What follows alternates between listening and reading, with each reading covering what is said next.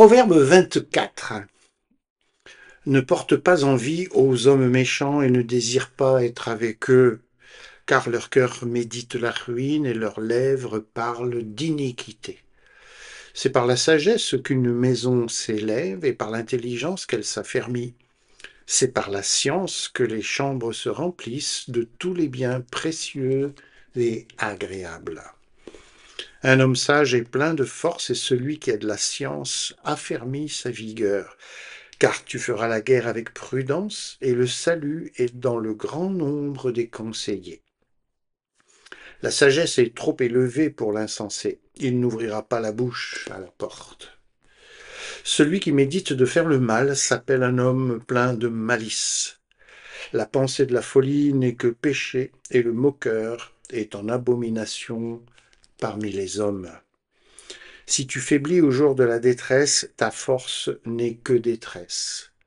Délivre ceux qu'on traîne à la mort, ceux qu'on va égorger, sauve-les. Si tu dis, ah, nous ne savions pas, celui qui pèse les cœurs ne le voit-il pas? Celui qui veille sur ton âme ne le connaît-il pas? Et ne rendra-t-il pas à chacun selon ses œuvres? Mon fils, mange du miel car il est bon. Un rayon de miel sera doux à ton palais. De même, connais la sagesse pour ton âme. Si tu la trouves, il est un avenir et ton espérance ne sera pas anéantie. Ne tends pas méchamment les embûches à la demeure du juste et ne dévaste pas le lieu où il repose, car 7 fois le juste tombe et il se relève. Mais les méchants sont précipités dans le malheur.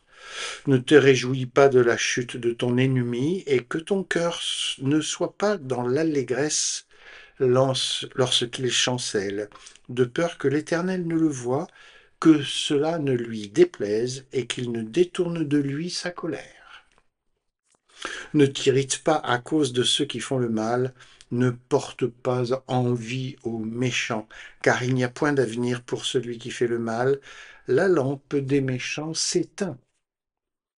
Mon fils, crains l'Éternel et le roi, ne te mêle pas avec les hommes remuants, car soudain leur ruine surgira, et qui connaît les châtiments les uns et des autres? Voici encore ce qui vient des sages. Il n'est pas bon dans les jugements d'avoir égard aux personnes. Celui qui dit aux méchants, tu es juste, les peuples le maudissent, les nations le maudissent. Mais ceux qui le châtient s'en trouvent bien, et le bonheur vient sur eux comme une bénédiction. Il baise les lèvres, celui qui répond par des paroles justes. Soigne tes affaires au dehors, mets ton champ en état, puis tu bâtiras ta maison. Ne témoigne pas à la légère contre ton prochain. Voudrais-tu tromper par tes lèvres? Ne dis pas « je lui ferai comme il m'a fait ». Je rendrai à chacun selon ses œuvres.